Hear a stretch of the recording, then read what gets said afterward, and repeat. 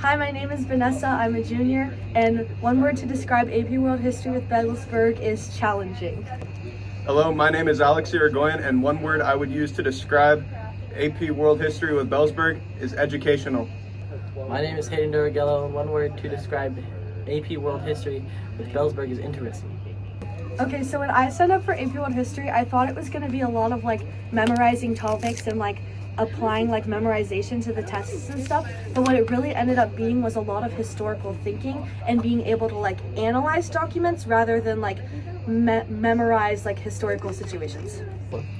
So when I first joined this class, I thought there was going to be a lot of time spent outside of school doing homework, but in reality there wasn't too much homework, and it was really easy.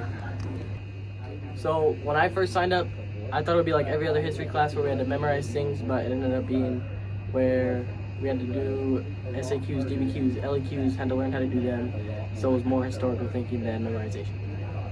So the hardest part of this course for me was the LEQs and the DBQs, because I wasn't expecting to do a bunch of essays and stuff because it's history, not English. So I wasn't expecting that, and it was a total shock to me, and the way that Belzberg graded it was not how I'm used to being graded on my essays and my English classes.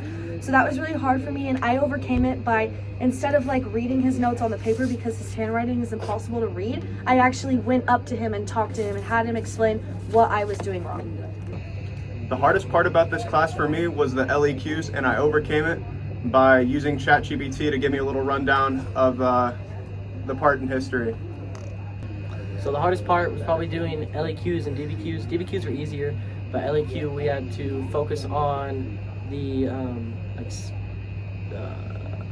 positive. Hardest part was the LEQs, and the thing I had to focus on more was the historical thinking skills rather than the things that were going into the essay.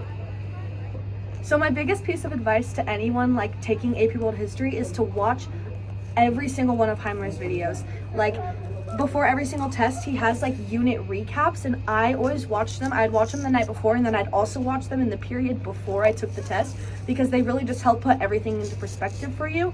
And then even after doing your homework, I go back and watch the video again to further comprehend the topics.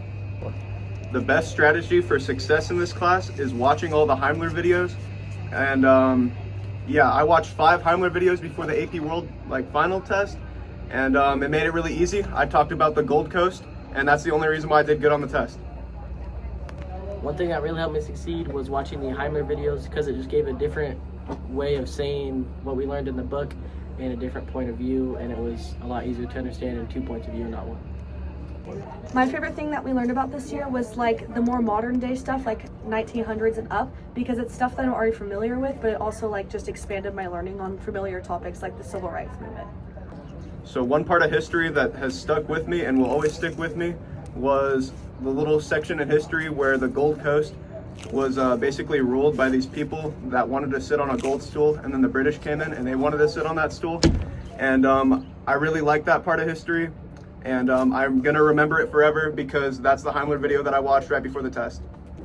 The unit that probably stuck with me the most was the Silk Roads, because it was probably the one we spent the most time on, and it was the one I was most interested in because it had the most inventions that helped the time really speed up and really upgrade their trade and agriculture and stuff like that. My biggest piece of advice to give people that are taking AP World History is to actually do the homework, because it piles up really quickly if you don't do it, and it's really helpful because usually you get the homework the night before you actually learn about the topic, and so that's really helpful to have some information. And also another thing with the essays, don't focus on writing a good English essay, focus on writing a good history essay, because I would write a lot of essays and I would be oh, this is really good, I would do so good on this, but that's if it was being scored on an English rubric, and it's a whole different rubric that's being scored on, so it doesn't matter if it's an amazing essay if you're not hitting the correct marks.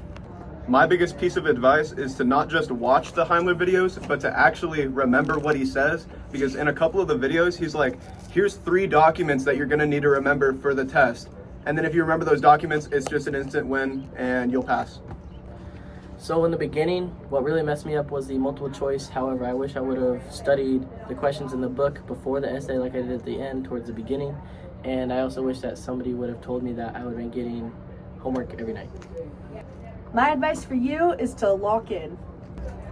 This class gives you everything you need to know. It gives you all the tools for success. So my advice to you is to take those tools and use them. Watch the Heimler videos. My advice for you is to have fun and keep learning.